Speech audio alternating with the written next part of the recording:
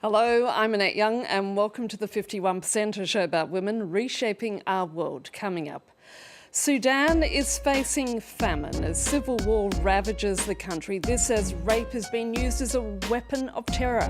I'll be speaking shortly to Sudanese activist Hala al-Karib about efforts to hold the perpetrators accountable. Also, French cinema icon Gérard Depardieu is facing further sexual assault charges. He's set to stand trial for raping and assaulting actor Charlotte Arnoux in 2018. And Algerian athlete Imane Khelif will not be participating in this year's World Boxing Championships following the introduction of gender testing in the sport.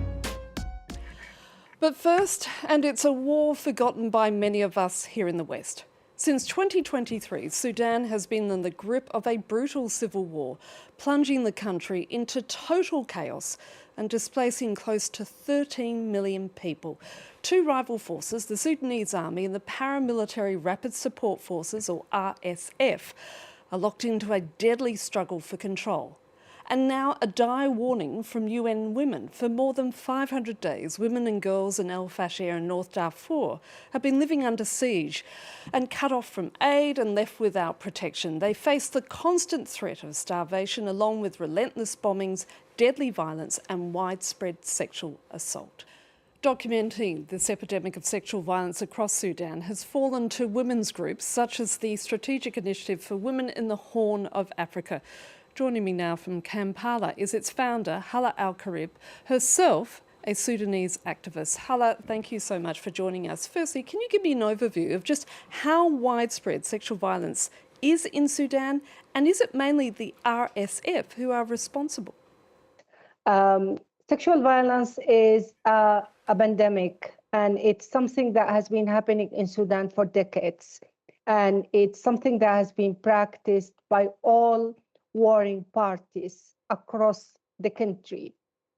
But primarily, the history of the RSF, who formerly used to be called the Janjaweed Militia, who were utilized by al-Bashir regime to suppress the people of Darfur, they have been using sexual violence as a war strategy for over 22 years.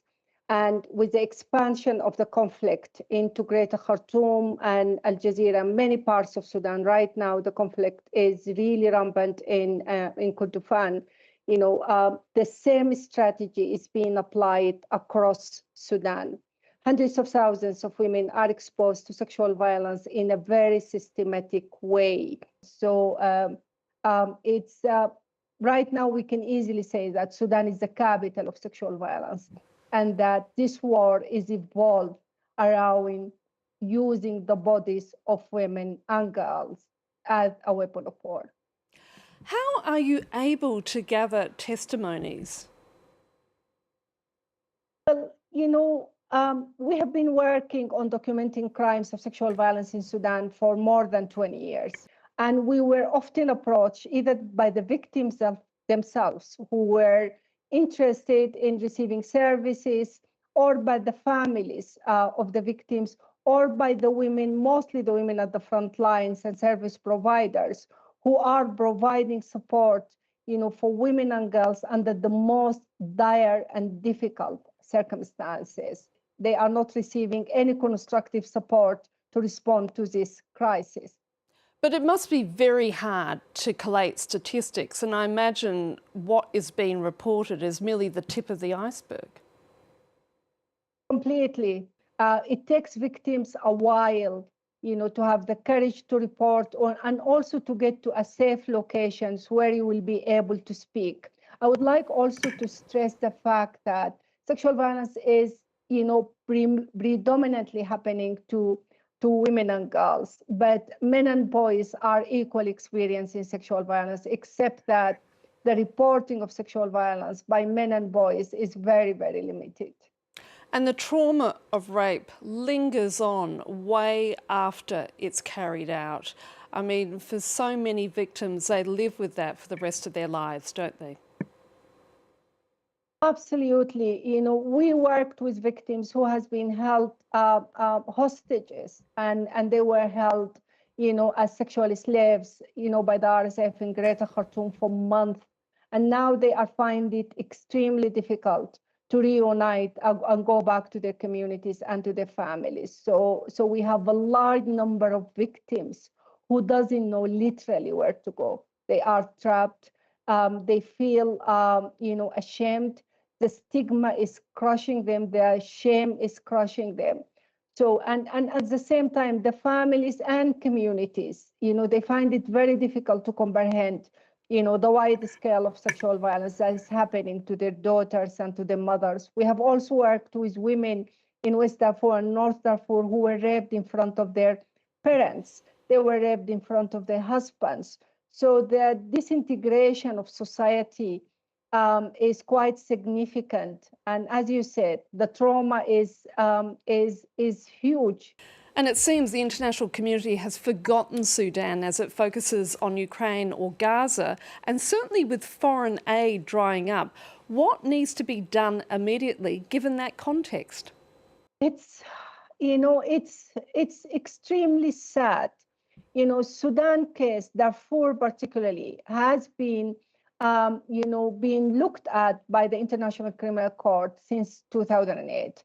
The court has indicted Sudan former President Omar al-Bashir, who was responsible of forming the Janjaweed militia back in 2003. Yet the process of persecutions, and beyond the indictment, it's taking forever. Over 22 years. Imagine there are so many victims who lost their lives. It encourages people to take matters into their own hands. And this is what we don't want.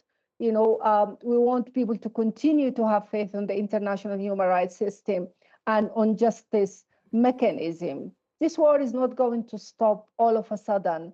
This war requires significant investment from the international community towards Sudanese society and towards civil society and activists who are still struggling at the front line to maintain the language of justice, the language of accountability, and the language of human rights and the concepts, so that we sustain peace in our society. Otherwise, it's going to be cycles of violence as it used to be. Hala, al-Karib, we're going to have to leave it there. Thank you so much for your time.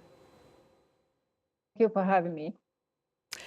And a French judge has ordered veteran actor Gérard Depardieu to stand trial on charges of raping and sexually assaulting an actor, Charlotte Arnoux, in 2018.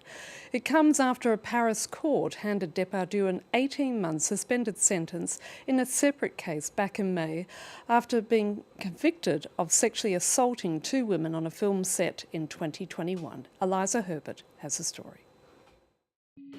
Charlotte Arnoux was a young actress when she visited the home of Gérard Depardieu.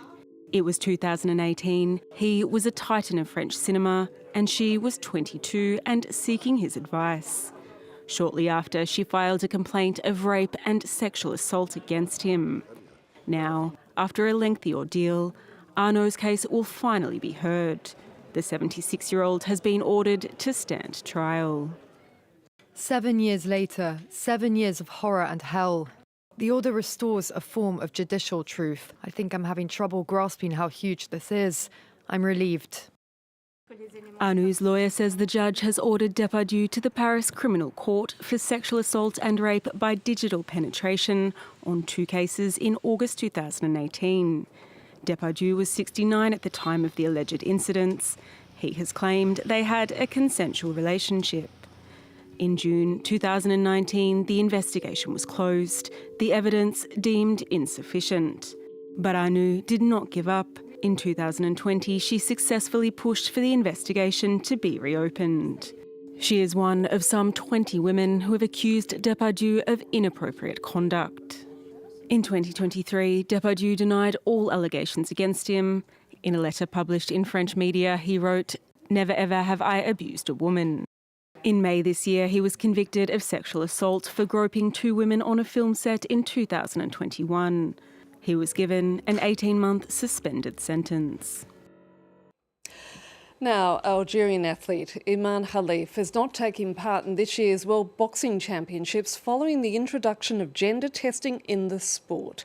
Khelif has said she will not submit to sex screening after the controversy surrounding her gold medal win at the Paris Olympics last year.